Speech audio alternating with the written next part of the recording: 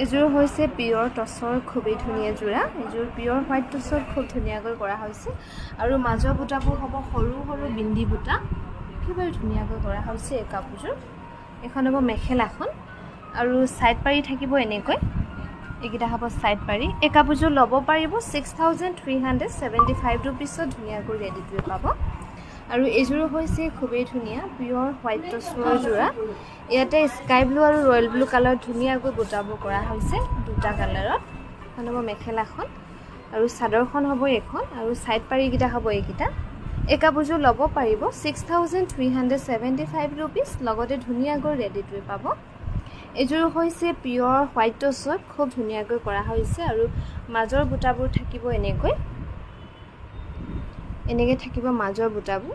আসলটো থাকিব এনেকুৱাকে এই কাপোৰযোৰ ল'ব পাৰিব 6600 টকা 6600 টকাত ধুনীয়াকৈ ল'ব পাৰিব পিয়ৰ হোৱাইট টছৰ যোৰা এযোৰ হৈছে পিয়ৰ হোৱাইট টছত এযোৰ সৰু সৰু বিন্দি বুটা কৰা হৈছে ধুনীয়াকৈ এযোৰ খুব মৰম লগা গুটে চাদৰখনৰ সৰু সৰু বিন্দি বুটা কৰা হৈছে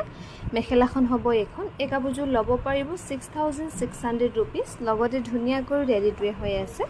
6600 টকাত ল'ব পাৰিব এযোৰ হৈছে পিয়ৰ হোৱাইট টছৰ খুবেই ধুনীয়া যোৰা এযোৰ সৰু সৰু বিন্দি বুটা কৰা হৈছে